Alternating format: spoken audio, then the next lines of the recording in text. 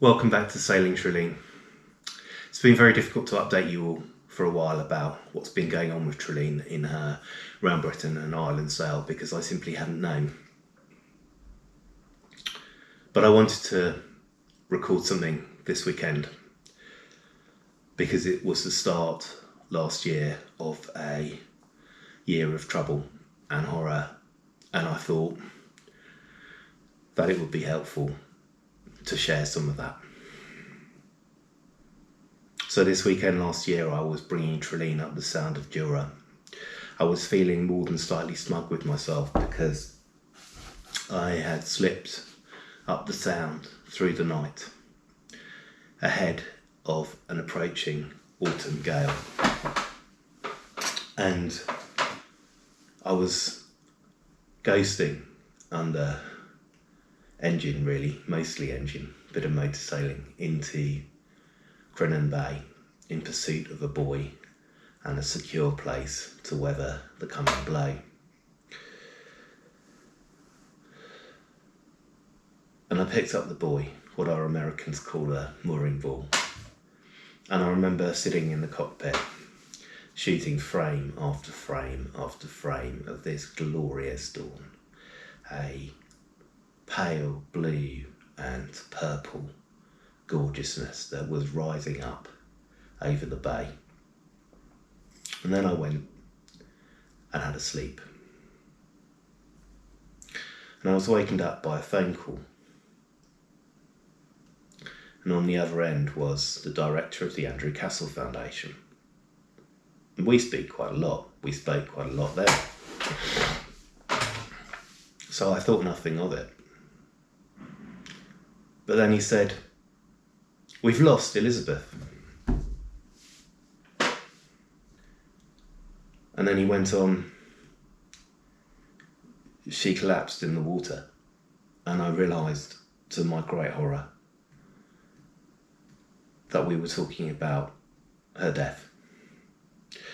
Elizabeth was a friend, a very close friend for more than 20 years that I had introduced to the foundation, and who was making enormous progress physically and emotionally for her return to the water. This was, I think, her second year with the foundation, and it was night and day as to how different it was to her first year.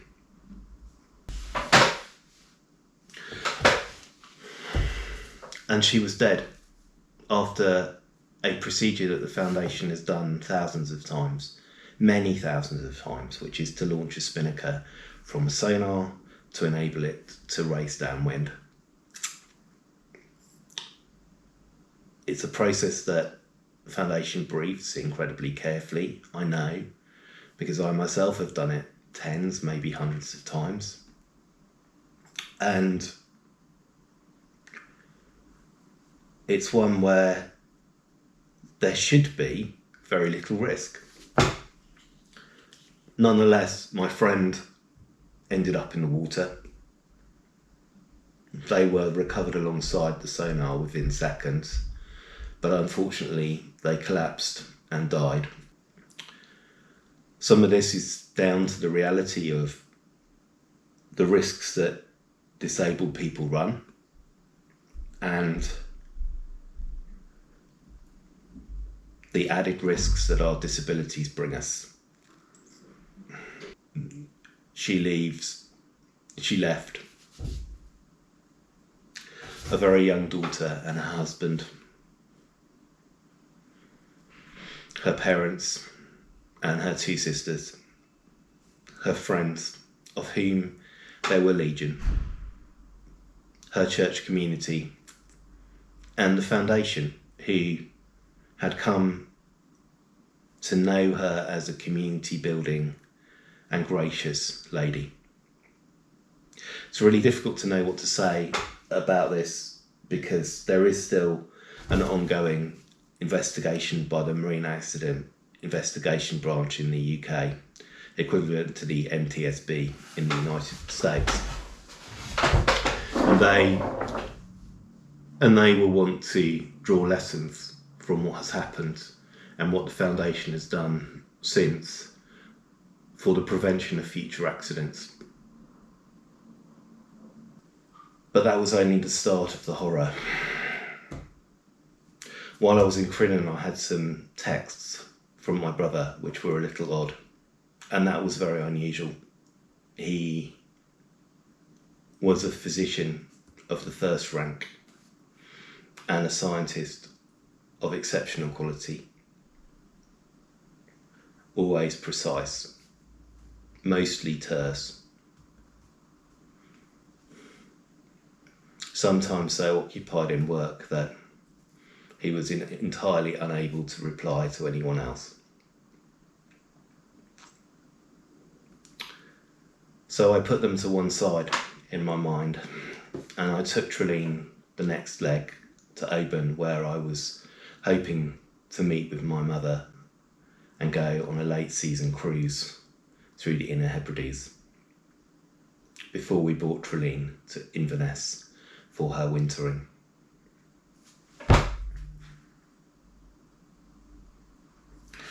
And when I was in Oban waiting for my mum to reach me, I took a phone call in which I heard that my brother had an incurable, rapidly fatal brain tumour called a glioblastoma.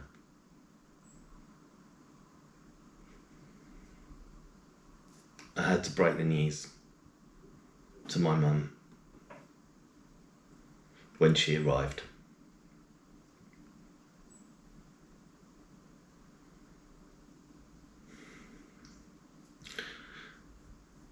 So we took Trelene with all speed to the western terminus of the Caledonian Canal.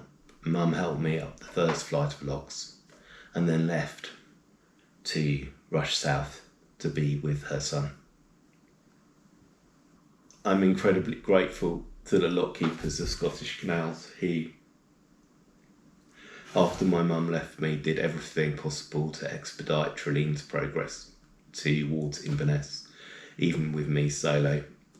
Their kindness will live in my memory for a long time.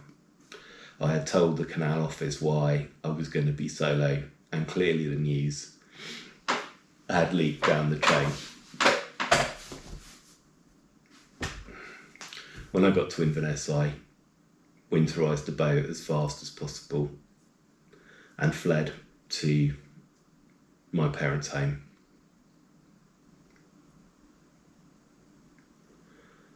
I was and am devastated. My brother was a friend and in many ways a kindred spirit.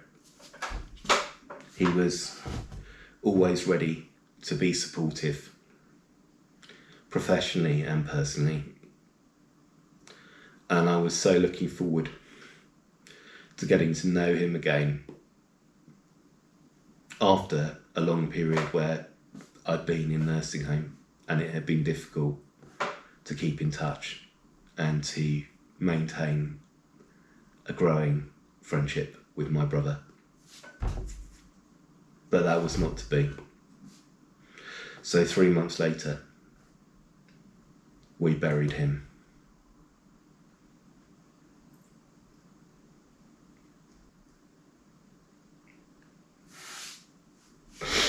I spent most of the winter with my mum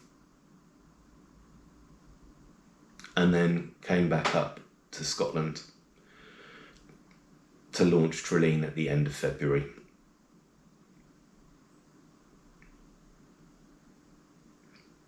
And that was the point at which an accident in the marina resulted in my mast being broken and Trelene being entirely unable to sail. There have been shenanigans and frustrations for more than 209 days while I've been waiting for this mast saga to be resolved. The yard have actually been really good. It's not been their failing, I don't think. There have been some problems with the manufacturer and some problems with contractors in the middle. However, I know now that the mast will be in production, and that in the next few weeks I should have a mast on Trelane again. I don't know what the autumn and the winter will bring. The sailing season in Scotland is short, and often people would have stopped by now. But we will see what it brings for me. So this video is a memorial in a way, and a expression of my continuing grief, and a reminder if it is ever needed, that going down to the sea in ships is not a straightforward business, and seeing the works of the Lord on the great waters is not always a matter of rejoicing in the beauty of the earth, in the deep, scattered blue of the ocean, and the refraction of light at sunrise and sunset. Sometimes it is a matter of extremes, of sorrows and of griefs.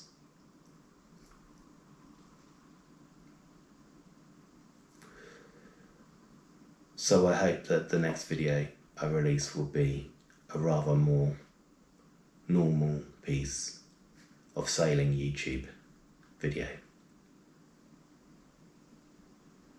Thank you for watching.